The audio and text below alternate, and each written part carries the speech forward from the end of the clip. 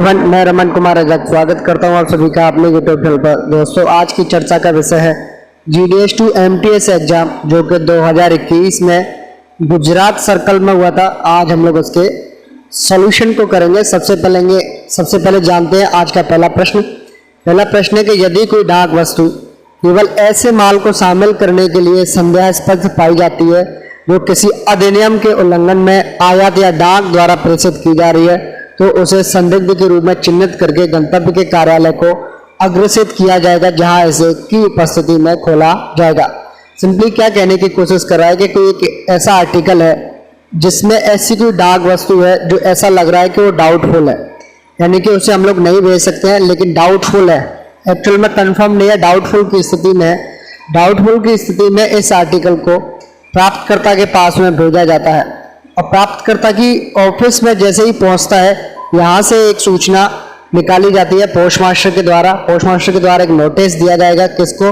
प्राप्तकर्ता को नोटिस दिया जाता है कि आपका आर्टिकल आ चुका है, डाउटफुल है, और आपकी प्रेजेंस में ही उस आर्टिकल को पोस्ट ऑफिस में खोला जाएगा। ऐसी सूचना जाती है उनके पास में और एड्रेस ही अपने आर्टिकल को लेने पोस्ट ऑफिस में जाते हैं।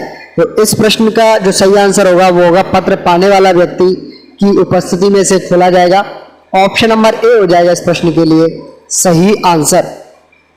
क्वेश्चन नंबर 2, दूसरे प्रश्न में पूछा गया है कि निम्नलिखित में से कौन सा गलत है। ऑप्शन नंबर 1 देखिए कि कीमती रत्न, आभूषण, सोने या चांदी की वस्तुएं केवल अंतर्देशीय बीमित डाक द्वारा ही भेजी जा सकती हैं। पूछ रहा है कि जो कीमती रत्न है, प्रीशियस स्टोन्स है, ज्वेलरीज है या सोने या चांदी की बनी कोई भी वस्तु है, उन्हें सिर्फ और सिर्फ इंश्योर पोस्ट के माध्यम से ही भेजा जाएगा, बीमित डाक द्वारा ही भेजा जाता है क्या? ये बात बिल्कुल सही है कि जब भी हम लोग कोई कीमती चीजें भेजेंगे, चाहे वो ज्वेलरीज हो, बुलियन हो, सिक्के हो, कीमती रत्न हो, सोने या चांदी की बनी कोई आर्टिकल्स हो, तो वो सारे इंश्योर पोस्ट के माध्यम से ही भेजे जाते हैं और उसकी जो लिमिट है वो है 20,000 रुपए तक के ही आर्टिकल्स को हम लोग भेज सकते हैं। इस बात का भी आप लोग ध्यान रखेंगे। ऑप्शन नंबर बी में कि सिक्के, मुद्रा या बैंक नोट केवल अंतर्देशीय बीमित डाक द्वारा भेजे जा सकते हैं। ये भी बात बिल्कुल सही है कि बात करें कॉइन्स की या करेंसी या बैंक नोट की बात करें तो इन्हें भी हम लोग इंश्योर पोस्ट के माध्यम से ही भेज सकते हैं, बीमित डाक के माध्यम से ही भेज सकते हैं। ये बात बिल्कुल सही है।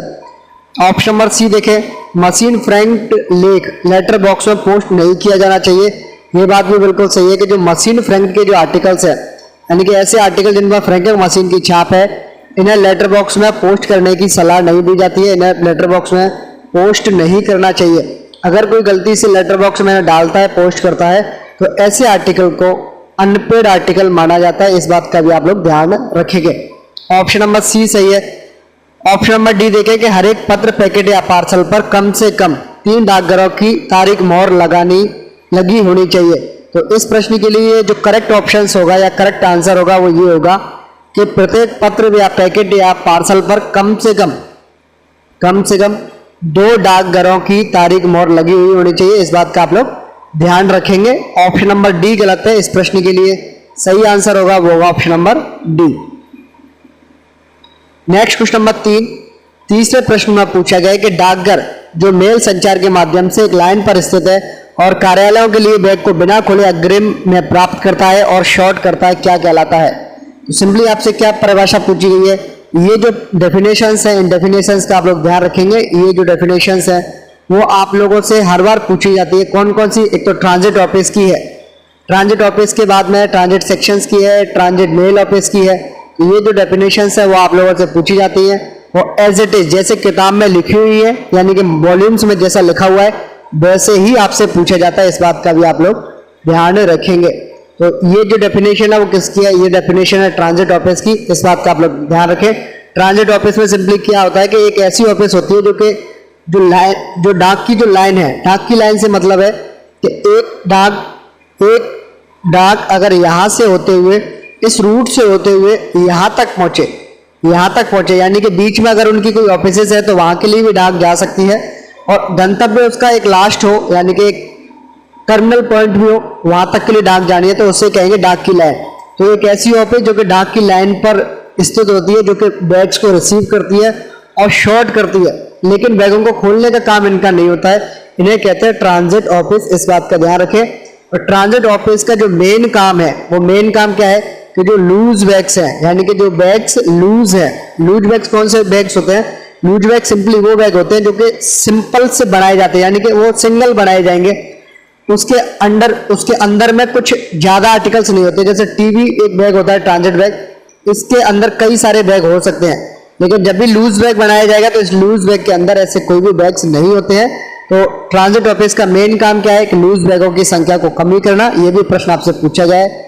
इस प्रश्न के लिए सही आंसर ऑप्शन नंबर ए हो जाएगा। इस प्रश्न के लिए सही आंसर।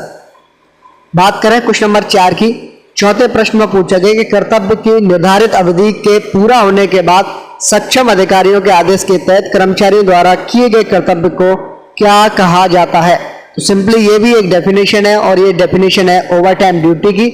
ओवर टाइम ड्यूटी में सिंपली क्या होता है, ये बात आप लोग समझे कि आपके जो भी उच्च अधिकारी है, जैसे सुपरडेंट है, एएसपी है, इंस्पेक्टर है, रिकॉर्ड ऑफिसर है, वो किनको आदेश देते हैं? जैसे सॉर्टिंग असिस्टेंट को दे सकते हैं, मेल गार्ड को दे सकते हैं, वैन के पियोन को दे सकते हैं, पोर्टर को दे सकते हैं, या कोई अन्य स्टाफ को दे सकते हैं। तो जो भी आदेश उच्च अधिकारियों के द्वारा कर्मचारियों को दिए जाते हैं एक्स्ट्रा काम करने के लिए, उस एक्स्ट्रा टाइम को क्या कहते हैं? उस एक्स्ट्रा टाइम को कहते हैं ओवर टाइम ड्यूटी। इस बात का आप लोग ध्यान रखेंगे। ऑप्शन नंबर सी हो जाएगा इस प्रश्न के लिए सही आंसर। क्वेश्चन नंबर 5, पांचवें प्रश्न में पूछा गया है कि रेल, सड़क, नदी और हवाई मार्ग से डाक की ढुलाई और डाक कार्यालयों को अनुभाग द्वारा प्राप्त डाक के संग्रह और वितरण के लिए जिम्मेदार सेवा को क्या कहते हैं? यहां डेफिनेशन आपसे पूछी गई है आरएमएस की। रेलवे मेल सेवा की आपसे डेफिनेशन पूछी गई है। आरएमएस में क्या होता है कि जो डाक आपकी आती है रेल के माध्यम से आए, चाहे सड़क के या नदी हवाई मार्ग से आए, उसकी डाक की ढुलाई करना और उनके जो भी मेल ऑफिसेस हैं, सेक्शंस हैं, वहां से जो डाक रिसीव होती है उसे कलेक्ट करना और फर्दर उसे डिस्पैच करने का जो काम है वो आरएमएस का होता है। इस बात का आप लोग ध्यान रखें। आरएमएस की फुल फॉर्म आपसे कई बार पूछी जाती है, रेलवे मेल सर्विस होती है। इस बात का भी आप लोग ध्यान रखेंगे। ऑप्शन नंबर बी हो जाएगा इस प्रश्न के लिए सही आंसर। बात करें क्वेश्चन नंबर 6 की। 6वें प्रश्न में पूछा गया कि गलत विकल्प चिन्हित करें। गलत कौन सा है ये आपसे पूछा गया है। ऑप्शन नंबर 1 देखें, छटाई कार्यालय को उसके द्वारा प्राप्त छटाई मेल बैगों को खोलने और उनकी सामग्री का निपटान करने का कर्तव्य सौंपा गया है। यानी कि जो सॉर्टिंग ऑफिस होती है, सॉर्टिंग ऑफिस में सिंपली क्या होता है कि जो मेल बैग्स आते हैं उनमें जो भी आर्टिकल्स हैं उसके अंदर में जितने भी आर्टिकल्स निकलेंगे उसके अंदर उन आर्टिकल्स को सॉर्ट करना कि आर्टिकल कौन सी पोस्ट ऑफिस का है, कौन से पिन कोड का है, कौन से डिस्ट्रिक्ट का है, कौन से स्टेट का है। इस तरीके से इनको पोस्ट ऑफिस वाइज सॉर्ट किया जाता है।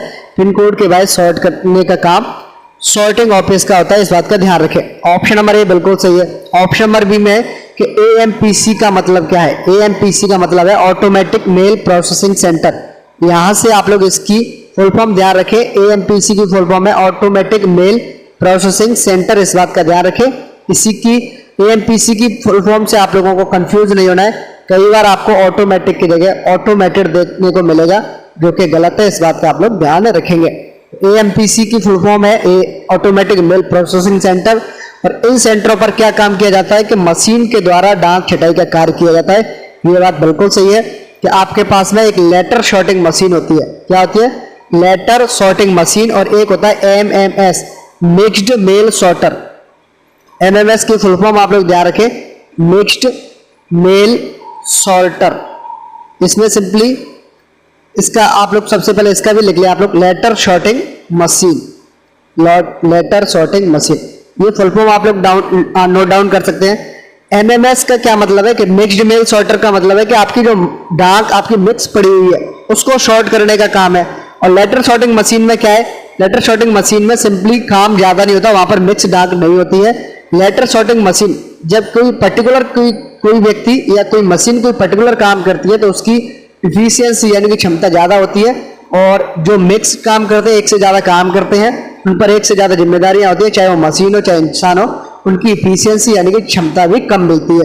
तो लेटर सॉर्टिंग मशीन की बात करें या मिक्स्ड मेल सॉर्टर की बात करें, इनके आपसे ये पूछा जाता है कि ये 1 घंटे में कितने लेटरों की छटाई कर सकते हैं, इनकी स्पीड क्या होती है, ये आपसे पूछा जाता है। और ये आपको याद करके जाना, इस बात का भी आप लोग ध्यान रखेंगे। ऑप्शन नंबर सी देखें। सी में है कि सीआरसी का मतलब कंप्यूटरीकृत पंजीकरण केंद्र है जहां पंजीकरण कार्य की प्रोसेसिंग कंप्यूटर पर की जाती है। ये बात बिल्कुल सही है। सीआरसी की फुल फॉर्म आप लोग नोट डाउन करें। सीआरसी की फुल फॉर्म है कंप्यूटराइज्ड रजिस्ट्रेशन सेंटर। सीआरसी की फुल फॉर्म है कंप्यूटराइज्ड रजिस्ट्रेशन सेंटर। और इन सेंटरों पर क्या काम किया जाता है कि जो पंजीकरण का जो काम है, पंजीकरण का काम है, जैसे इसकी फुल फॉर्म में ये कंप्यूटराइज्ड रजिस्ट्रेशन सेंटर, तो रजिस्ट्रेशन सेंटर्स जहां पर कंप्यूटर से काम किया जाए उसे कहते हैं कंप्यूटराइज्ड रजिस्ट्रेशन सेंटर्स। तो सीआरसी पर क्या काम होता है, पंजीकरण का कार्य होता है, प्रोसेसिंग कंप्यूटर पर की जाती है, इस बात का ध्यान रखें। ऑप्शन नंबर सी सही है। ऑप्शन नंबर डी देखें, डी में है कि central bagging unit, central bagging unit division कार्यालय की एक शाखा है, ये गलत है। सेंट्रल बैगिंग यूनिट कहाँ की एक शाखा है, तो जो लोग पहले से पढ़ते हुए आ रहे हैं उनको पता होगा कि central bagging unit, central bagging unit जैसे शॉर्ट में हम लोग सीबीयू भी बोल सकते हैं, ये पोस्टल डायरेक्टरेट का जो डी सेक्शन है, किसका, पोस्टल डायरेक्टरेट का डी सेक्शन है, उसे कहते हैं हम लोग सेंट्रल बैगिंग यूनिट, इस बात का आप लोग ध्यान रखें। ऑप्शन नंबर डी गलत है, यानी कि ऑप्शन नंबर डी हो जाएगा इस प्रश्न के लिए सही आंसर। बात करें क्वेश्चन नंबर 7 की। 7वें प्रश्न में पूछा गया कि एक कार्यालय जो एक पोस्टल सर्कल के मुख्यालय पर स्थापित है और बिना पते या अधूरे पते के दावा ना किए गए और अस्वीकार किए गए लेखों से संबंधित उसे क्या कहा जाता है। सिंपली इसमें क्या पूछा गया है कि एक ऐसी ऑफिस है जो पोस्टल सर्कल का जो हेडक्वार्टर है वहां पर स्थित है और वो किन से डील करती है, वो ऐसे आर्टिकल्स के साथ में डील करती है जो कि अनक्लेम्ड हो, अदावा हो, यानी कि जिन पर किसी ने दावा ना किया हुआ हो, अस्वीकार किया हो यानी कि रिफ्यूज्ड आर्टिकल्स हो, या बिना पते वाले आर्टिकल्स हो, या अधूरे पते वाले आर्टिकल्स हो, इनके साथ में वो डील करता है, सर्कल के हेडक्वार्टर पर स्थित होता है। उस ऑफिस को क्या कहते हैं, तो ध्यान रखें, उस ऑफिस को कहते हैं RLO, रिटर्न लेटर ऑफिस, इस बात का आप लोग ध्यान रखें। ऑप्शन नंबर सी हो जाएगा इस प्रश्न के लिए सही आंसर। RLO की फुल फॉर्म आपसे कई बार पूछी गई है, कंफ्यूज होने की जरूरत नहीं है। RLO की जो फुल फॉर्म है वो है रिटर्न लेटर ऑफिस, और कंफ्यूज करने के लिए आपको ऑप्शन में सबसे पहले ये ऑप्शन देखने को मिलेगा। जो लोग जल्दी में होंगे बिना ऑप्शंस को रीड किए हुए आगे बढ़ेंगे वो इस बात का ध्यान रखें कि दोनों में लेटर ऑफिस दोनों में सेम है, रिटर्न लेटर ऑफिस दोनों में सेम है। दोनों में क्या सेम है, रिटर्न लेटर ऑफिस और रिटर्न लेटर ऑफिस में लास्ट के जो फुल फॉर्म्स के जो वर्ड है लेटर ऑफिस वो सेम है। लेकिन यहाँ देखें आप लोग, यहाँ ईडी लगा हुआ है और यहाँ ईडी नहीं है, यहाँ ईडी नहीं है, वही गलत है, इस बात का आप लोग ध्यान रखें। रिटर्न लेटर ऑफिस RLO की फुल फॉर्म होती है, इस बात का भी आप लोग ध्यान रखेंगे। क्वेश्चन नंबर 8 की बात करें। 8वें प्रश्न में पूछा गया है कि एक बैग जिसका उपयोग सरकार के उच्च अधिकारियों के पत्राचार को संलग्न करने के लिए किया जाता है उसे विशेष बैग कहते हैं। ऑप्शन नंबर ए हो जाएगा इस प्रश्न के लिए सही आंसर। ये स्पेशल बैग की डेफिनेशन है, इस बात का भी आप लोग ध्यान रखें। क्वेश्चन नंबर 9 में पूछा गया कि जिस तरीके से लेखों को भेजा जाना चाहिए उसे दिखाने वाली सूची है, यानी कि the list showing the manner in which the article must be dispatched is. तो जिन लोगों को A order, B order, due mail list और सॉर्टिंग लिस्ट की डेफिनेशन पता होगा वो इस बात को जानते होंगे कि इस प्रश्न का आंसर क्या होगा। तो सबसे पहले आप लोग ऑप्शन नंबर ए को देखें। ऑप्शन नंबर 1 में है आपका कि जो आपके ए ऑर्डर है और बी ऑर्डर है वो किसे कहते हैं। तो सबसे पहले इनको देखें आप लोग, ए ऑर्डर, बी ऑर्डर और टीवी ऑर्डर, 3 आपके सिलेबस में है। तीनों को सुप्रीडेंट जारी करते हैं, कौन से, RMS वाले। इस बात का सबसे पहले ध्यान रखें, प्रश्न पूछा गया है। दूसरी चीज ध्यान रखें कि ए ऑर्डर्स कब जारी किए जाएंगे, बी ऑर्डर कब जारी किए जाएंगे और टीवी ऑर्डर कब जारी किए जाएंगे। ए ऑर्डर तब जारी किए जाएंगे जब शॉर्टिंग लिस्ट में कोई चेंजेस करने होंगे। शॉर्टिंग लिस्ट छटाई सूची में कोई चेंज करना है, ए ऑर्डर जारी किए जाएंगे। बी ऑर्डर कब जारी किए जाते हैं, जब RMS के जो ऑफिशियल्स हैं उनको कुछ भी गाइडेंस देने की जरूरत होगी, उस समय पर जो ऑर्डर्स निकाले जाएंगे उन्हें बी ऑर्डर कहा जाएगा। टीवी ऑर्डर किसे कहते हैं कि कैंप बैग के जो आर्टिकल्स हैं या बैग्स हैं उनको डिस्पोजल करने से संबंधित जो भी पत्राचार किया जाएगा उसे टीवी ऑर्डर कहते हैं। ये डेफिनेशन आप लोग ध्यान रखें। तो ए ऑर्डर और बी ऑर्डर की डेफिनेशन में ये सारी चीजें नहीं आती, इस बात का आप लोग ध्यान रखें। तो बात करें ड्यू मेल लिस्ट की और शॉर्टिंग मेल लिस्ट की। तो ड्यू मेल लिस्ट में क्या होता है, सिंपली इस बात को भी आप लोग जाने और उसके बाद में शॉर्टिंग लिस्ट के बारे में जानते हैं। तो ड्यू मेल लिस्ट में डिटेल्स होती है बैगों की जो हम लोग रिसीव करते हैं किसी भी मेल ऑफिस या सेक्शन में। ड्यू मेल लिस्ट में क्या होता है, ड्यू मेल लिस्ट में क्या होता है इस बात का आप लोग ध्यान रखें ड्यू मेल लिस्ट में उन बैगों की सूची होती है, उन बैगों की नंबर्स होते हैं जो कि हम लोगों ने रिसीव किए या डिस्पैच किए कहाँ पर, किसी भी मेल ऑफिस में या किसी भी सेक्शन में। इस बात का आप लोग ध्यान रखें, किसी भी ट्रांजिट सेक्शन से बैगों को रिसीव किया गया है, डिस्पैच किया गया है, उसकी जो डिटेल्स है वो मिलती है हमें ड्यू मेल लिस्ट में। और इसके अलावा और क्या मिलता है, इसके अलावा जितने भी लूज बैग्स हम लोगों ने रिसीव किए हैं या डिस्पैच किए हैं वो भी ड्यू मेल लिस्ट में उसकी जानकारी मिलेगी। ट्रांजिट बैग्स का कैसे इस्तेमाल किया गया, कितनों का इस्तेमाल किया गया है वो भी, और उसके अलावा अकाउंट बैग और बीओ बैग जितने भी हम लोगों ने रिसीव किए हैं और भेजे हैं मेल बैग्स में उसकी भी जानकारी ड्यू मेल लिस्ट में मिलेगी।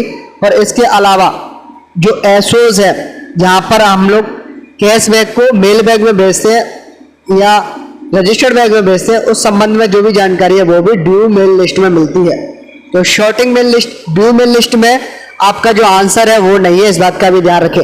आपका आंसर शॉर्टिंग लिस्ट हो गया, लेकिन शॉर्टिंग लिस्ट में क्या होता है इस बात का भी आप लोग ध्यान रखें।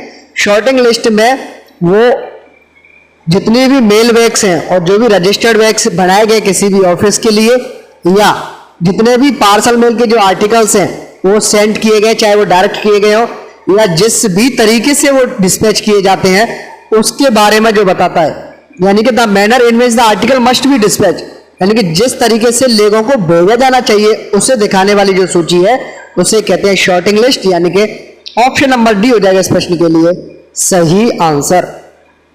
क्वेश्चन नंबर 10वें प्रश्न में पूछा गया कि पते की विधि के बारे में कौन सा गलत है। ऑप्शन नंबर 1 देखें। ऑप्शन नंबर 1 में है कि पता कवर की लंबाई के समानांतर लिखा जाना चाहिए। ये बात बिल्कुल सही है कि जब भी हम लोग किसी भी आर्टिकल पर एड्रेस लिखते हैं तब एड्रेस हम लोगों को इस तरीके से पैरेलल वे में लिखना है, समांतर रूप में लिखना है। इस तरीके से कोई भी कोशिश ना करे लिखने की, इस तरीके से आप लोग कोशिश ना करें। जैसे कि अगर रमन श्याम नगर दिल्ली में रहता है तो आप लोग इस एड्रेस को इस तरीके से नहीं लिख सकते हैं, इस बात का आप लोग ध्यान रखें। आपको एड्रेस कैसे लिखना है, आपको इस तरीके से लिखना है कि अगर रमन श्याम नगर न्यू दिल्ली में रहता है तो इस तरीके से आप लोग इनका एड्रेस लिखेंगे। तो ये तरीका है समानांतर। तो इस तरीके से आप लोग ध्यान रखें, पता कवर की लंबाई के समानांतर लिखना है, ध्यान रखें। ऑप्शन नंबर बी देखें। बी में के पोस्ट टाउन को ब्लॉक लेटर में नोट किया जाना चाहिए। ये बात बिल्कुल सही है। जब भी आप लोग पोस्ट टाउन का नाम लिखेंगे तो बड़े अक्षरों में लिखना है, जैसे हम लोगों ने अभी पोस्ट टाउन को लिख के दिखाया है इस तरीके से। और पोस्ट टाउन को लिखने के बाद इससे आप लोगों को अंडरलाइन भी करना होता है, इस बात का भी आप लोग ध्यान रखें। नेक्स्ट ऑप्शन नंबर सी देखें कि विदेशों को संबोधित पत्रों के मामले में पता अंग्रेजी अक्षरों में और रोमन अंकों में लिखा जाना चाहिए। यही गलत है। जब भी हम लोग फॉरेन के लिए आर्टिकल्स भेजते हैं तो आपके जो अक्षर्स हैं रोमन में आप लोग अक्षर्स लिखते हैं, रोमन लैंग्वेज के आपके पास में लेटर्स मिलेंगे या अक्षर मिलेंगे। और उसके बाद में अरबिक से मतलब अरबी लैंग्वेज में आप लोगों को अंकों को लिखना है या डिजिट्स को लिखना है, या बात करें आप लोग फिगर्स की या बात करें आप लोग न्यूमरल्स की, ये सभी की मीनिंग एक ही है, इस बात का आप लोग ध्यान रखेंगे। तो रोमन के लेटर्स है, अरबिक के फिगर्स है, तो आप लोगों को क्या दिया हुआ है कि अंग्रेजी के अक्षर। ये गलत हो गया, ऑप्शन नंबर सी हो जाएगा इस प्रश्न के लिए सही आंसर। ऑप्शन नंबर डी देखें। डी में कि यह वांछनीय है कि प्रेषक का पता लिखने वाली तरफ निचले बाएं कोने में लिखा जाना चाहिए। सेंडर का एड्रेस कहाँ लिखना होता है, जो भी आपका आर्टिकल है उसका जो लेफ्ट हैंड साइड है, एड्रेस साइड का जो भी लेफ्ट हैंड साइड है उसका जो नीचे वाला जो कॉर्नर है वहां पर प्रेषक का नाम और पता लिखा जाता है, इस बात का आप लोग ध्यान रखें। डाक टिकट चिपकाने का जो सही तरीका है वो है एड्रेस जिस तरफ लिखा हुआ है उसका राइट हैंड साइड का जो ऊपर वाला जो कॉर्नर है, दाईं ओर ऊपर वाला जो कॉर्नर है वहां पर डाक टिकट चिपकाई जाती है, इस बात का भी आप लोग ध्यान रखेंगे। नेक्स्ट क्वेश्चन नंबर 11वें प्रश्न में पूछा गया है कि सरकारी डाक वस्तु पर सर्विस स्टैंप्स के स्थान पर साधारण डाक टिकट का प्रयोग करने पर क्या कार्रवाई की जाएगी। यानी कि आपके पास में एक ऑफिशियल पोस्टल आर्टिकल है और इस पर सामान्यतः सर्विस पोस्टेज स्टैंप्स सेवा डाक टिकटों का इस्तेमाल किया जाता है, इस बात का आप लोग ध्यान रखें। किसका यूज किया जाएगा, सेवा डाक टिकटों का। और कोई व्यक्ति जिसके पास में सेवा डाक टिकट हो या नहीं हो, लेकिन वो साधारण डाक टिकटों का इस्तेमाल करता है। साधारण यानी ऑर्डिनरी, और साधारण डाक टिकट कौन सी, जो कि हम लोग डेली लाइफ में यूज करते हैं पोस्टेज ऑफ पेमेंट के लिए। और साधारण डाक टिकटों का इस्तेमाल कहां पर करता है, ऑफिशियल पोस्टल आर्टिकल पर करता है। तो आपसे प्रश्न में क्या पूछा गया, ये ऑप्शंस देखें। सबसे पहले ऑप्शन नंबर ए देखें कि डाकघर द्वारा पत्र को एक आधिकारिक डाक पत्र के रूप में मान्यता दी जाएगी। ये बात बिल्कुल सही है। ऑफिशियल पोस्टल आर्टिकल पर गलती से किसी ने या जानबूझकर किसी ने ऑर्डिनरी स्टैंप का यूज किया है, साधारण डाक टिकटों का इस्तेमाल किया है, नियत डाक टिकटों का इस्तेमाल किया है, तो उस आर्टिकल को इस कंडीशन में भी ऑफिशियल पोस्टल आर्टिकल ही माना जाएगा। उसके बाद और देखें, और अनियमितता को डाकघर के प्रभारी अधिकारी के ध्यान में लाया जाएगा। यानी कि जो डाकघर के इंचार्ज है उनकी नोटिस में इस इरेगुलरिटीज को और इस अनियमितता को उनके नोटिस में लाया जाएगा जिस पर पत्र को पोस्ट किया गया था। Okay, next option number B देखें कि पत्र उस डाकघर के प्रभारी अधिकारी द्वारा प्रेषक को वापस कर दिया जाएगा जिस पर यह पत्र पोस्ट किया गया था। यह गलत है, ये नहीं कर सकते हैं। Return to the sender articles को नहीं किया जा सकता, ये बात आप लोग ध्यान रखेंगे। ऑप्शन नंबर सी देखें कि मामले की सूचना संभागीय प्रमुख को दी जाएगी। संभागीय प्रमुख से मतलब है डिविजनल हेड। डिविजनल हेड को नहीं दे सकते इस बात की सूचना, इस बात का भी आप लोग ध्यान रखें। ये मामले की जो सूचना है उस संभागीय प्रमुख को दी जाएगी, नहीं दे सकते। किसको देते हैं, अगर कोई गलती बार बार करता है, यानी कि ये जो अनियमितता कौन सी, साधारण डाक टिकट चिपकाने वाली ऑफिशियल पोस्टल आर्टिकल पर अगर कोई प्रेषक बार बार करता है तो ये सूचना हेड ऑफ द सर्किल को देनी होती है, इस बात का आप लोग ध्यान रखेंगे। संभागीय प्रमुख को नहीं देते हैं, डिविजनल हेड को नहीं देते हैं, हेड ऑफ द सर्कल को देते हैं। उस डाकघर के प्रभारी अधिकारी द्वारा प्रेषक के लिए सेवाएं रोक दी जाएंगी, ये भी गलत है। सेवाएं हम लोग सस्पेंड नहीं कर सकते हैं। तो क्या कार्रवाई कर सकते हैं, कार्रवाई ये वाली की जाएगी, यानी कि ऑप्शन नंबर ए हो जाएगा इस प्रश्न के लिए सही आंसर। नेक्स्ट बात करें क्वेश्चन नंबर 12वें प्रश्न में पूछा गया है तो डाक प्रमंडल के नाम और उनके मुख्यालय का निम्नलिखित में से कौन सा जोड़ा गलत है। आपके पास में क्या दिए हुए हैं, सर्कल्स के नाम दिए हुए हैं, 4 सर्कल्स के नाम है। उसके बाद में उनके मुख्यालय है। बताना है कि जो सामने दिया हुआ है, यानी कि इस तरीके से मैचिंग जो दी हुई है, क्या ये जो पेयर सर्कल और उसके हेडक्वार्टर का सही है कि नहीं है, ये आपसे पूछा गया है।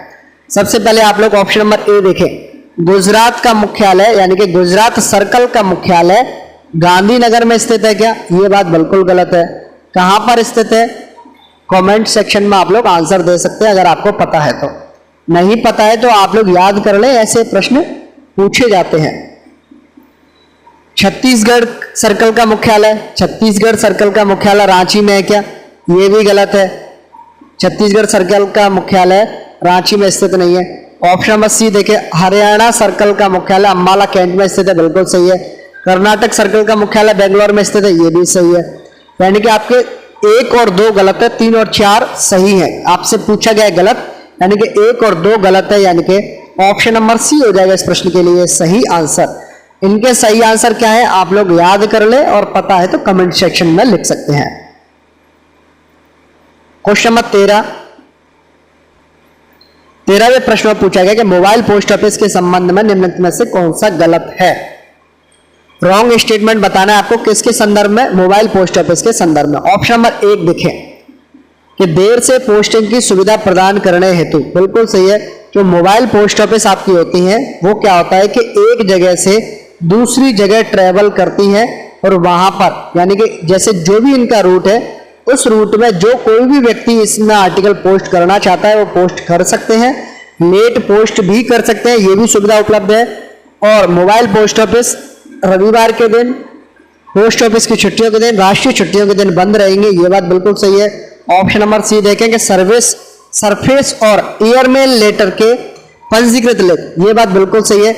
चाहे बात करें सरफेस के बारे में, चाहे बात करें एयरमेल के, चाहे आर्टिकल आपका जाए बाय रूट जमीन से होके जाए, चाहे आपका आर्टिकल जाए बाय एयरमेल, दोनों ही केसेस में पंजीकृत लेख को बुक किया जा सकता है, लेकिन इश्योर्ड और बीपी आर्टिकल्स को बुक नहीं कर सकते हैं। इस बात का आप लोग ध्यान रखें। तो ऑप्शन नंबर सी भी सही है। ऑप्शन नंबर डी देखें कि सभी पंजीकृत लेख और बीमाकृत लेख बुक किए जाते हैं, ऑप्शन नंबर डी गलत है। इस प्रश्न के लिए सही आंसर हो जाएगा वो option number D. Question number 14वें प्रश्न में पूछा गया कि डाक या डाक शुल्क के भुगतान के लिए केंद्र सरकार को नुकसान पहुंचाने के इरादे से उस या किसी अन्य उद्देश्य के लिए पहले से इस्तेमाल किए गए टिकट का उपयोग करना अपराध है। प्रश्न में क्या पूछा गया आपसे, सिंपली एक बात का आप लोग ध्यान रखें कि फर्जी डाक टिकटों का निर्माण और उपयोग दोनों ही दंडनीय अपराध है। निर्माण यानी कि आप लोग मैन्युफैक्चर भी नहीं कर सकते हो और उनका इस्तेमाल भी नहीं कर सकते हैं। निर्माण और उपयोग दोनों ही दंडनीय अपराध है, पनिशेबल ऑफेंस है। इस बात का आप लोग ध्यान रखें। किस रूल के अकॉर्डिंग दंडनीय अपराध है ये भी आप लोग ध्यान रखें। तो इंडियन पीनल कोड, भारतीय दंड संहिता रूल के अकॉर्डिंग एक दंडनीय अपराध है। इंडियन पीनल कोड भारतीय दंड संहिता के कौन से क्लॉज के तहत ये एक दंडनीय अपराध है? तो क्लॉज नंबर 263A के तहत ये एक दंडनीय अपराध है। इस बात का आप लोग ध्यान रखेंगे। तो प्रश्न में आपसे रूल पूछा गया है, कई बार आप लोग इससे कंफ्यूज हो सकते हैं। पोस्ट ऑफिस गाइड पार्ट 1, इसका आंसर ये नहीं हो सकता है, इसका आंसर इंडियन पीनल कोड ही होगा। ऑप्शन नंबर सी हो जाएगा इस प्रश्न के लिए सही आंसर। क्वेश्चन नंबर 15वें प्रश्न में पूछा गया है कि भारतीय डाक कितने वजन तक नेत्रहीन साहित्य पैकेट के मुक्त प्रेषण की अनुमति देता है? BLP से संबंधित ये जो प्रश्न है वो पूछा नहीं गया है। 2021 के क्वेश्चन पेपर में जरूर आया है, 2020 और 22 के पेपरों में कम पूछे गए हैं, इसलिए 2023 के एग्जाम्स के लिए मोस्ट इंपोर्टेंट टॉपिक हो जाता है। क्वेश्चंस आप लोग समझे। पूछा गया है कि ब्लाइंड लिटरेचर पैकेट अगर किसी को भेजने हैं तो अधिकतम कितने वजन तक के भेजे जा सकते हैं? तो अधिकतम वजन सीमा है वो है 7 किलोग्राम की, नोट डाउन कर लें। इसके अलावा एक बात का और ध्यान रखें कि ब्लाइंड लिटरेचर के जो पैकेट्स हैं इन पर ना तो डाक शुल्क लिया जाएगा, पेमेंट ऑफ पोस्टेज का जो भी चार्जेस है, डाक शुल्क जो भी है वो भी नहीं लेते हैं। इसके अलावा पंजीकरण जो शुल्क है वो भी नहीं लिया जाएगा।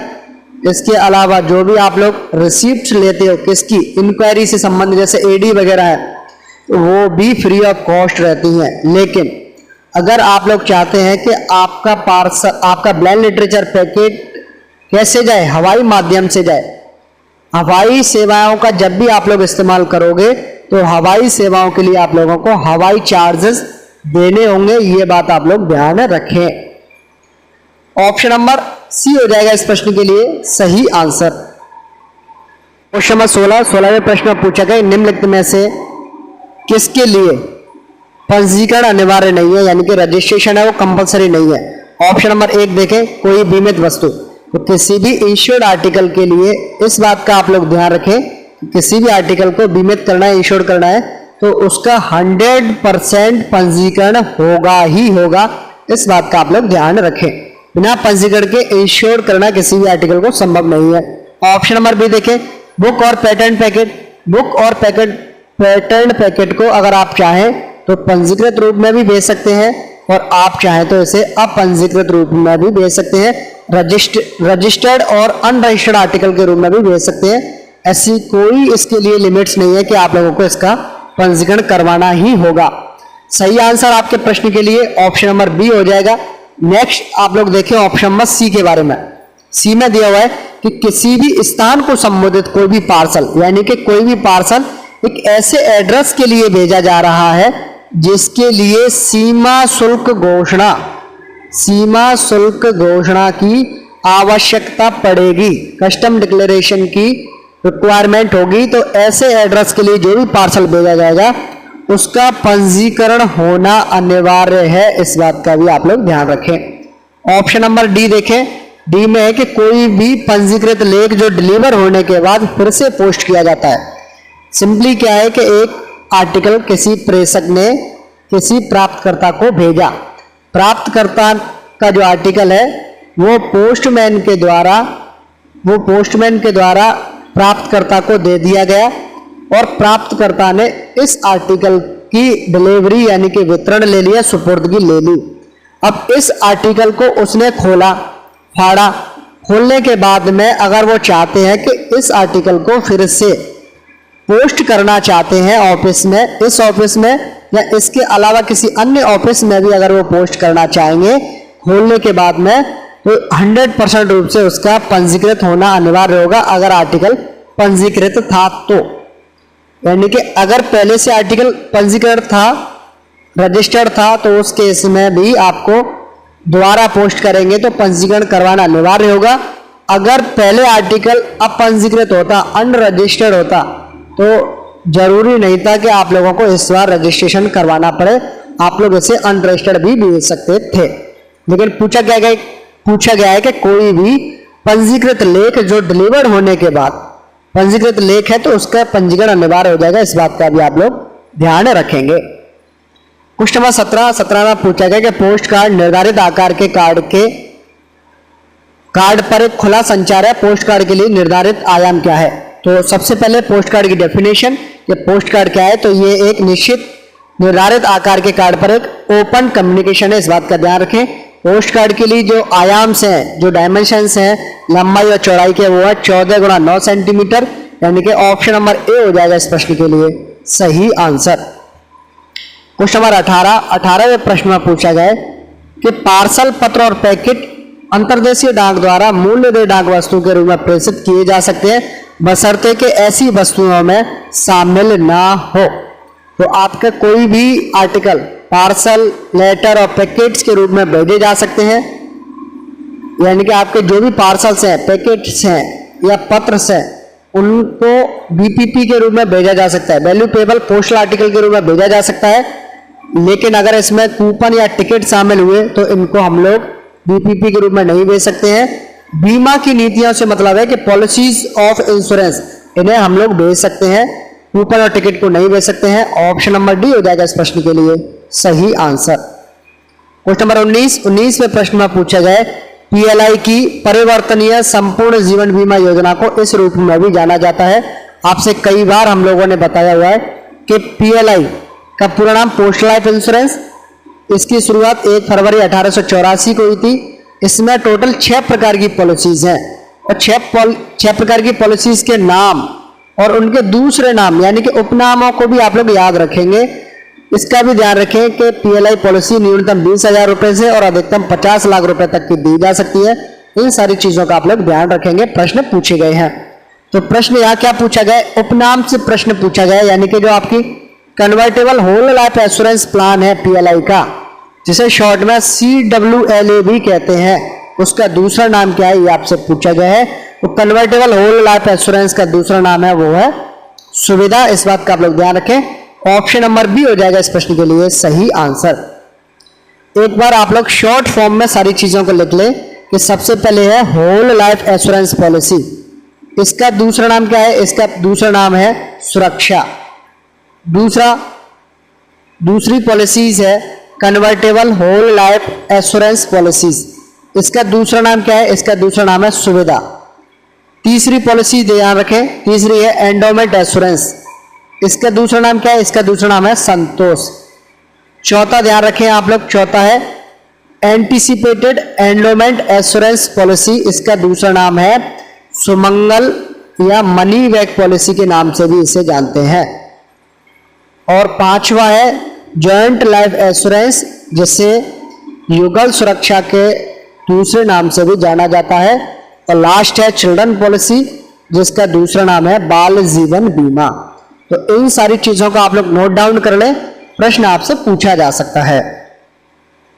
क्वेश्चन नंबर 20वें प्रश्न में आपसे पूछा गया कि 3 वर्ष से अधिक की अवधि की पीएलआई या आरपीएलआई पॉलिसीज के मामले में यदि से अधिक प्रीमियम का भुगतान नहीं किया जाता है तो पॉलिसी समाप्त यानी कि पॉलिसी लैप्स हो जाएगी। पॉलिसी लैप्स की जो कंडीशंस हैं उनको आप लोग ध्यान रखें। तो सबसे पहले आप लोग नोट डाउन करें पॉलिसी लैप्स की कंडीशंस। सबसे पहले एक चीज नोट करें कि एक ऐसी पॉलिसी जिसको 3 वर्ष से ज्यादा का समय हो गया है, 3 वर्ष से ज्यादा का समय हो गया है, यानी कि जब से इंश्योरेंस लिया है उस समय से अब तक 3 साल से ज्यादा इसको टाइम पीरियड हो गया है। अगर उसके 12 प्रीमियम ड्यू रहते हैं, 12 प्रीमियम अगर उसके ड्यू रहते हैं, यानी कि 12 प्रीमियम अगर उसके भुगतान नहीं किए गए हैं, पेमेंट नहीं किया गया है, उसके बाद में आपका जो पॉलिसी है वो लैप्स माना जाता है। कितने प्रीमियम के बाद में? 12 प्रीमियम के बाद में। तो एक ऐसी पॉलिसी जिसे अभी नया नया ही लिया गया है और 3 वर्ष से कम समय हुआ है, पॉलिसी को लिए हुए कितना समय हुआ है? 3 वर्ष से कम समय हुआ है, तो उस केस में आप लोग 6 प्रीमियम ड्यू कर सकते हैं। यानी कि 6 प्रीमियम अगर आपने जमा नहीं किए हैं तब तक आपको छूट है, अगर इससे ज्यादा है तो आपकी पॉलिसी लैप्स मानी जाती है। इस बात का आप लोग ध्यान रखेंगे। तो पॉलिसी लैप्स की कंडीशंस, 3 वर्ष से ज्यादा की अगर आपकी पॉलिसी हो गई है तो 12 प्रीमियम ड्यू कर सकते हैं। 3 वर्ष से कम की पॉलिसी चल रही है आपकी तो 6 प्रीमियम ड्यू हो सकते हैं, ये आपको छूट मिलती है और उसके बाद आपकी पॉलिसी लैप्स हो जाती है।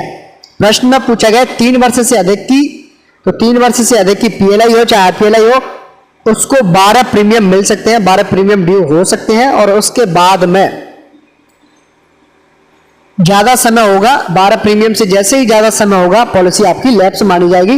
इस बात का ध्यान रखें। तो ऑप्शन नंबर ए हो जाएगा इस प्रश्न के लिए सही आंसर।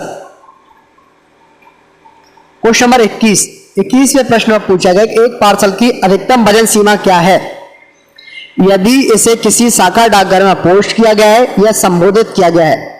पार्सल से संबंधित 3 प्रश्नों का आप लोग ध्यान रखें कि कोई भी अपंजीकृत पार्सल अब अधिकतम 4 किलोग्राम तक का बुक किया जा सकता है। चाहे बात करें हम लोग बुकिंग के बारे में, चाहे बात करें हम लोग वितरण के बारे में। अगर बुकिंग या वितरण बीओ से होना है तो उस केस में अधिकतम वजन की जो सीमा है पार्सल के लिए वो 10 किलोग्राम है। और एक बात और ध्यान रखें कि चाहे बात करें बुकिंग के बारे में, चाहे बात करें वितरण के बारे में, और इसकी बुकिंग या वितरण एसओ या एसओ से होनी है तो उस केस में अधिकतम वजन की जो सीमा है वो 20 किलोग्राम तक होगी। इस बात का आप लोग ध्यान रखेंगे। प्रश्न में आपसे क्या पूछा गया? प्रश्न में पूछा गया शाखा डाकघर में पोस्ट किया गया हो या वहां से इसका वितरण होना हो, तो इस बात का ध्यान रखें। कितनी है वजन सीमा? 10 किलोग्राम। ऑप्शन नंबर बी हो जाएगा इस प्रश्न के लिए सही आंसर। क्वेश्चन नंबर 22वें प्रश्न में पूछा गया कि अंतरराष्ट्रीय वित्तीय प्रणाली आईएफएस का पूरा नाम ध्यान रखें आप लोग, पर इंग्लिश में ही इसका पूरा नाम ध्यान रखें। International financial system. क्या है इसका पूरा नाम? International financial system. ये आईएफएस की फुल फॉर्म है और आईएफएस की फुल फॉर्म आपको यहां पर दी हुई है। इंटरनेशनल फाइनेंशियल सिस्टम आईएफएस की फुल फॉर्म है। इस बात का आप लोग ध्यान रखें। तो प्रश्न में क्या पूछा गया है कि आईएफएस के तहत प्रति व्यक्ति प्रति वर्ष कितने अधिकतम लेन देन की अनुमति है। यानी कि जो लोग आईएफएस का लाभ लेना चाहते हैं वो एक व्यक्ति यानी कि सिंगल व्यक्ति की बात कर रहा है और 1 साल में कितने ट्रांजैक्शंस कर सकता है, तो उसकी जो लिमिट है वो है 30 ट्रांजैक्शंस। यानी कि ऑप्शन नंबर सी हो जाएगा इस प्रश्न के लिए सही आंसर। क्वेश्चन नंबर 23वें प्रश्न में पूछा गया कि यदि डाकघर मासिक आय योजना खाता MIS खाता खोलने की तारीख से 1 वर्ष के बाद और 3 वर्ष से पहले बंद कर दिया जाता है तो मूलधन से के बराबर कटौती की जाएगी और शेष राशि का भुगतान किया जाएगा। प्रश्न में आपसे क्या पूछने की कोशिश की गई है उसे सबसे पहले आप लोग ध्यान से देखें। प्रश्न में आपसे पूछना चाह रहा है कि आपके पास में एक MIS का अकाउंट है और MIS का अकाउंट सामान्यतः 5 वर्ष के लिए खोले जाते हैं और कोई व्यक्ति अगर चाहे इस अकाउंट को तो 1 वर्ष के बाद में प्री मैच्योर रूप से क्लोज करवा सकता है। ये पूछना चाह रहा है प्रश्न में कि MIS के अकाउंट को एक व्यक्ति 1 वर्ष के बाद बंद करवाता है, लेकिन उस अकाउंट को अभी 3 वर्ष से ज्यादा का समय नहीं हुआ, यानी कि 3 वर्ष से पहले ही बंद करवाना चाहते हैं, तो कितना चार्ज उनका मूलधन से करता है। तो एक बात का ध्यान रखें कि 2 कंडीशंस होती हैं। पहली कंडीशंस देखें आप लोग। पहली कंडीशन में है कि आपका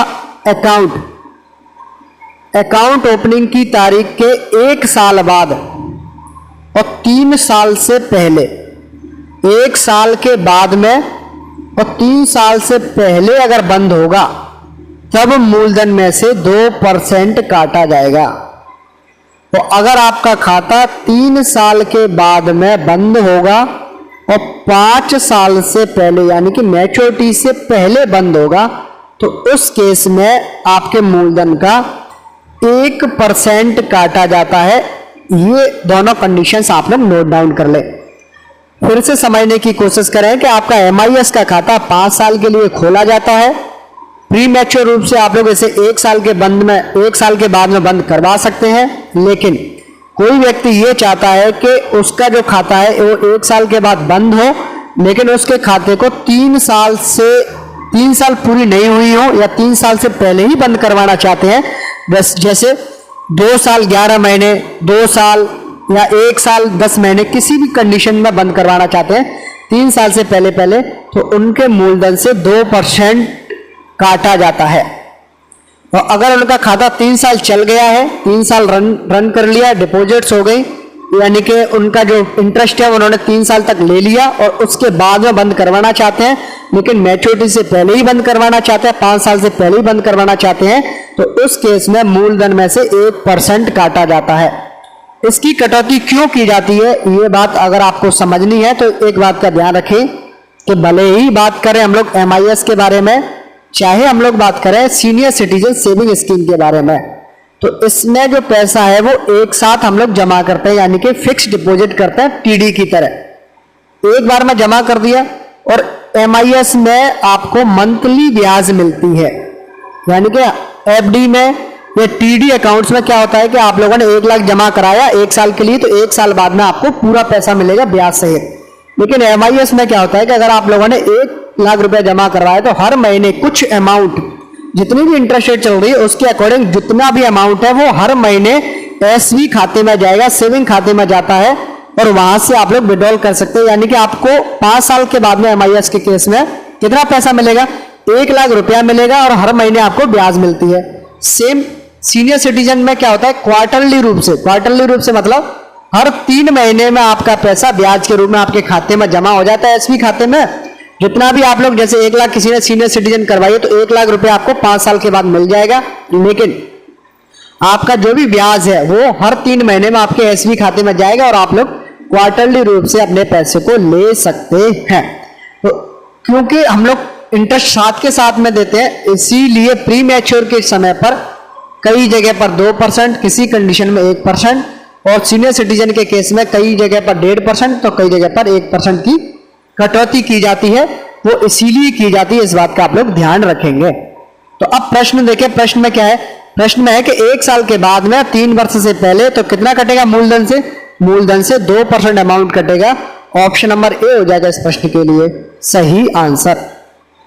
क्वेश्चन नंबर 24वें प्रश्न में पूछा गया कि डायरेक्ट पोस्ट के तहत न्यूनतम मात्रा में पत्र स्वीकार किए जाते हैं। इस प्रश्न से संबंधित 3 प्रश्नों का आप लोग ध्यान रखें। चाहे आपसे पूछे वो डायरेक्ट पोस्ट के बारे में, चाहे आपसे पूछे वो बिल मेल सर्विस के बारे में, चाहे आपसे पूछे वो नेशनल बिल मेल सर्विस के बारे में, न्यूनतम पत्रों की जो संख्या है उसका ध्यान रखें। डायरेक्ट पोस्ट में अगर किसी को आर्टिकल पोस्ट करने हैं तो न्यूनतम 1000 आर्टिकल्स देने होंगे। BMS बिल मेल सर्विस के तहत अगर किसी को आर्टिकल पोस्ट करने हैं तो न्यूनतम 5000 आर्टिकल्स पोस्ट करने होंगे। नेशनल बिल मेल सर्विस के तहत अगर किसी को आर्टिकल पोस्ट करने हैं तो न्यूनतम 10,000 आर्टिकल्स को पोस्ट करना होगा। ये सारी कंडीशंस आप लोग ध्यान रखें। डायरेक्ट पोस्ट के लिए आंसर 1000, ऑप्शन नंबर डी हो जाएगा इस प्रश्न के लिए सही आंसर। क्वेश्चन नंबर 25वें प्रश्न में पूछा गया है कि डाक की पहुंच बढ़ाने के उद्देश्य से प्रयासों को मजबूत करते हुए डाक विभाग एक छात्रवृत्ति योजना शुरू कर रहा है जिसे दीनदयाल स्पर्श योजना कहा जाता है। यहाँ स्पर्श का पूर्ण रूप क्या है? तो सबसे पहले आप लोग एक बात का ध्यान रखें कि दीनदयाल स्पर्श योजना, जिसे शॉर्ट में DDSY भी कहते हैं, ये एक छात्रवृत्ति योजना है। किन के लिए है? स्कूली बच्चों के लिए है। जो बच्चे 6, 7, 8, 9, 6 से लेकर के 9 क्लास में 6th, 7th, 8th, 9th, 6वीं क्लास, 7वीं क्लास, 8वीं क्लास और 9वीं क्लास में है, उन 4 क्लास के स्टूडेंट्स के लिए ये छात्रवृत्ति योजना है। और इस योजना के तहत हर महीने 500 रुपए और सालाना की बात करेंगे तो 6000 रुपए की स्कॉलरशिप दी जाती है। इसका पेमेंट क्वार्टरली रूप से किया जाएगा। क्वार्टर का मतलब हो गया 3 महीने, 1 महीने के 500 रुपए, तो क्वार्टरली का मतलब 3 महीने, 3 महीने में कितना रुपया? 500 रुपए। और एक साल में कितने क्वार्टर्स होते हैं? 4 क्वार्टर्स। तो कितना हो गया टोटल? 6,000 रुपए की स्कॉलरशिप दी जाती है। तो ये सभी गुणा भाग आपको याद रखने हैं। डीडीएसवाई से संबंधित प्रश्न में क्या पूछा गया है?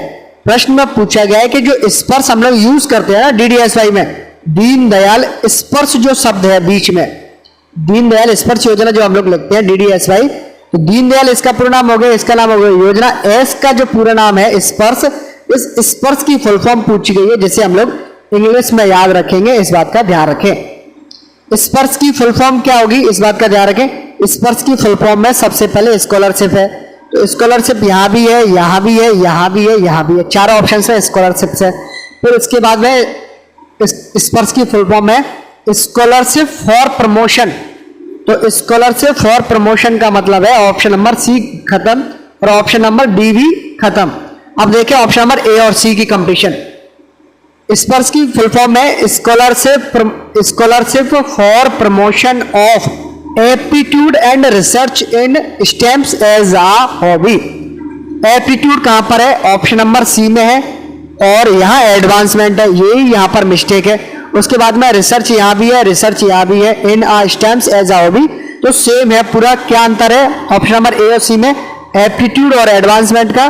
तो स्पर्श की डेफिनेशन में, स्पर्श की फुल फॉर्म में एडवांसमेंट नहीं आता है, एप्टीट्यूड आता है। ऑप्शन नंबर सी होगा इस प्रश्न के लिए सही आंसर। स्पर्श का पूरा नाम scholarship for promotion of aptitude and research in a stems as a hobby, option number C हो जाएगा इस प्रश्न के लिए सही आंसर। क्वेश्चन नंबर 26वें प्रश्न में पूछा गया भारतीय डाक के डाक टिकटों की व्यक्तिगत सीट का ब्रांड नेम क्या है? प्रश्न में क्या पूछा गया है कि आपके पास में पर्सनलाइज सीट जो होती है पोस्टेज स्टैम्प्स की, इंडिया पोस्ट की, उसका ब्रांड नेम क्या है? उसका ब्रांड का जो नाम है, इस बात का ध्यान रखें, प्रश्न पूछा जाता है। उसका ब्रांड नाम है माई स्टाम्प। क्या है? माई स्टाम्प। ऑप्शन नंबर बी हो जाएगा इस प्रश्न के लिए सही आंसर। प्रश्न उल्टा भी पूछा जाता है, माई स्टैम्प्स क्या है? तो माई स्टैम्प्स पर्सनलाइज यानी कि व्यक्तिगत सीट का ब्रांड नेम है। Personalised sheet of the postage stamps of India Post का ब्रांड नेम है, इस बात का आप लोग ध्यान रखेंगे। माई स्टैम्प्स की शुरुआत कब हुई? तो वर्ल्ड फिलेटेलिक एग्जीबिशंस किसमें हुई थी? वर्ल्ड फिलेटेलिक एग्जीबिशंस वर्ल्ड फिलेटेलिक एग्जीबिशंस इंडीपेक्स 2011, इसको ध्यान रखें आप लोग। इंडीपेक्स 2011 वर्ल्ड फिलेटेलिक एग्जीबिशन इंडीपेक्स 2011 में माई स्टैम्प्स की शुरुआत हुई थी, इस बात का भी ध्यान रखें। यह भी प्रश्न पूछा जा सकता है कि माई स्टैम्प्स को कब लॉन्च किया गया था? वर्ल्ड फिलेटेलिक एग्जीबिशन इंडीपेक्स 2011 में माई स्टैम्प्स की शुरुआत की गई थी। क्वेश्चन नंबर 27वें प्रश्न में पूछा गया कि सुकन्या समृद्धि खाता रुपए की न्यूनतम प्रारंभिक जमा राशि के साथ खोला जाता है। सुकन्या समृद्धि योजना से आप लोग क्वेश्चंस का ध्यान रखें, वो ये है कि सुकन्या समृद्धि अकाउंट्स के जो खाते हैं वो 250 रुपए से खोले जाते हैं। न्यूनतम 250 रुपए से खोले जाएंगे। एक वित्तीय वर्ष में न्यूनतम 250 रुपए जमा कराने होते हैं। अधिकतम आप लोग 1.5 लाख रुपए जमा करा सकते हैं। और इसके अलावा एक पॉइंट और ध्यान रखें, वो ये है कि खाता खोलने के 21 वर्ष के बाद में आपका खाता मैच्योर होगा और खाता खोलने के 15 वर्ष तक आपको पैसा जमा करना होता है, इस बात का आप लोग ध्यान रखेंगे। तो न्यूनतम कितने से खोला जाएगा? 250 रुपए से। ऑप्शन नंबर ए हो जाएगा इस प्रश्न के लिए सही आंसर। क्वेश्चन नंबर 28वें प्रश्न में क्या पूछा गया? 28वें प्रश्न को आप लोग ध्यान से सुने। 28वें प्रश्न में आपसे पूछा गया है कि डाक टिकट की 28वें प्रश्न में आपसे पूछा गया है किसान विकास पत्र केवीपी का स्थानांतरण गिरवी निम्नलिखित प्राधिकरणों को नहीं किया जाता है। सबसे पहले एक चीज आप लोग ध्यान रखें कि केवीपी को हम लोग प्लेज कर सकते हैं या ट्रांसफर कर सकते हैं, स्थानांतरण कर सकते हैं या इसको गिरवी रख सकते हैं। प्रश्न पूछा गया किसके लिए नहीं रख सकते हैं। ऑप्शन नंबर 1 देखिए, भारत के राष्ट्रपति या राज्य के राज्यपाल के लिए, यानी कि हमारे भारत का जो राष्ट्रपति है उसके नाम भी हम लोग केवीपी को गिरवी रख सकते हैं या स्थानांतरण कर सकते हैं, और किसी भी राज्य के राज्यपाल को भी गिरवी रख सकते हैं। इसके अलावा आरबीआई अनुसूचित बैंक, सहकारी समिति, सहकारी बैंक के नाम पर भी हम लोग केवीपी खातों को स्थानांतरण कर सकते हैं, गिरवी रख सकते हैं। डाकपाल के लिए नहीं रख सकते हैं। हाउसिंग फाइनेंसिंग कंपनी के लिए भी आप लोग केवीपी को स्थानांतरण या गिरवी कर रख सकते हैं। तो किसके लिए नहीं रख सकते? डाकपाल के लिए। ऑप्शन नंबर सी हो जाएगा इस प्रश्न के लिए सही आंसर। क्वेश्चन नंबर 29वां प्रश्न बहुत अच्छा प्रश्न ये पूछा गया है कि एक मनी ऑर्डर का प्रेषक जिसका भुगतान नहीं किया गया है वह भुगतान रोक सकता है और यह मांग कर सकता है कि पैसा खुद को चुकाया जाए। यह किया जाएगा। सिंपली क्या पूछने की कोशिश कर रहा है कि एक मनी ऑर्डर भेजने वाला व्यक्ति है, प्रेषक है मनी ऑर्डर को भेजने वाला, और मनी ऑर्डर को भेजने वाले व्यक्ति को यानी कि प्रेषक को क्या कहते हैं? उसको कहते हैं रेमिटर। तो मनी ऑर्डर भेजने वाले व्यक्ति ने एक मनी ऑर्डर किसी प्राप्तकर्ता को भेजा। किसको भेजा? प्राप्तकर्ता को भेजा। प्राप्तकर्ता को मनी ऑर्डर की लैंग्वेज में कहा जाता है पेई। तो एक मनी ऑर्डर रेमिटर ने पेई को भेजा और रेमिटर ये चाहता है, प्रेषक ये चाहता है कि उसका जो मनी ऑर्डर है वो पेई को पेमेंट ना करने की बजाय बीच में से ही वापस करके उसी व्यक्ति को यानी कि रेमिटर को ही उसका पैसा भुगतान किया जाए। तो क्या यह सुविधा उपलब्ध है? हाँ, यह सुविधा उपलब्ध है। रेमिटर यानी कि प्रेषक ऐसी मांग भी कर सकता है और पोस्ट ऑफिस इस भुगतान को रोकने का पूरा प्रयास करता है। तो ये कब संभव है ये पूछा गया है। ऑप्शन नंबर ए देखें, केवल आगंतुकों के लिए, विजिटर्स के लिए, गलत। ऑप्शन नंबर बी देखें कि मनी ऑर्डर कमीशन के बराबर शुल्क के भुगतान पर। तो पेमेंट आपको क्या करना है? स्टॉप करना है। पेमेंट आपको क्या करना है? स्टॉपेज ऑफ पेमेंट करना है। स्टॉपेज ऑफ पेमेंट करना है। तो इसके लिए क्या कोई चार्ज लगता है क्या? इसके लिए कोई चार्ज नहीं लगता है, इस बात का ध्यान रखें। मनी ऑर्डर कमीशन के बराबर शुल्क के भुगतान पर, गलत। ऑप्शन नंबर सी देखें, डबल मनी ऑर्डर कमीशन के भुगतान पर, यह भी गलत। ऑप्शन नंबर डी देखें, प्रेषक पर अतिरिक्त शुल्क के बिना, यह बात बिल्कुल सही है। Without additional charge on the remitter, यानी कि प्रेषक से भेजने वाले व्यक्ति से इस तरीके का कोई चार्ज नहीं लिया जाएगा, यानी कि वो फ्री ऑफ कॉस्ट रहेगा। इस बात का आप लोग ध्यान रखेंगे। तो इस प्रश्न के लिए सही आंसर क्या हो जाएगा? इस प्रश्न के लिए सही आंसर होगा वो option number D. Question number 30वें प्रश्न में पूछा गया है कि पोस्ट बॉक्स के संबंध में निम्नलिखित में से कौन सा गलत है। ऑप्शन नंबर 1 देखें कि किराएदार को उसे पोस्ट बॉक्स नंबर के बिना संबोधित किसी भी वस्तु के पोस्ट बॉक्स के माध्यम से वितरण प्राप्त करने का कोई अधिकार नहीं होगा। यह बात बिल्कुल सही है कि पोस्ट बॉक्स के किराएदार के पास में मान के चलते हैं कि उसके नाम से अगर कोई पोस्ट बॉक्स अभी नहीं है तो उस पोस्ट बॉक्स के माध्यम से उसके जो आर्टिकल्स हैं उनका वितरण नहीं ले सकते हैं। यह बात बिल्कुल सही है। ऑप्शन नंबर बी देखें कि किराएदार या उसके दूत द्वारा सुपुर्दगी टिकट के साथ सूचना पर्ची प्रस्तुत करने पर वस्तु उसे सौंपी जाएगी। बिल्कुल सही बात है कि चाहे तो वो रेंटर खुद जाए या उसका कोई ऑथराइज एजेंट जाता है और वो वहां पर जाकर के विंडो टिकट अगर दे देता है तो उसके बाद में उनको वस्तुएं दे दी जाती हैं। ऑप्शन नंबर सी देखें कि यदि किन्हीं कारणों से सामान डाकिया के माध्यम से सामान्य तरीके से वितरित नहीं किया जाता है तो उन्हें अपरिवर्तनीय माना जाएगा और ऐसी वस्तुओं के लिए निर्धारित तरीके से निपटारा किया जाएगा। यह बात बिल्कुल सही है कि अगर पोस्ट बॉक्स का किराएदार पोस्ट बॉक्स को क्लियर नहीं कर रहा है तो सामान्यतः ऐसे जो आर्टिकल्स हैं उनको पोस्टमैन के माध्यम से डिलीवर करवाया जाता है। और ऐसे आर्टिकल को क्या माना जाता है? ऐसे आर्टिकल को क्या माना जाता है ये भी आप लोग ध्यान रखें। तो ऐसे आर्टिकल्स को हम लोग क्या मानते हैं? अनडिलीवरेबल। अनडिलीवरेबल का मतलब है कि ऐसे आर्टिकल जिनका वितरण संभव नहीं है उन्हें अनडिलीवरेबल माना जाता है। इस बात का भी आप लोग ध्यान रखेंगे और उनका जो निपटान है वो उसी तरीके से किया जाता है।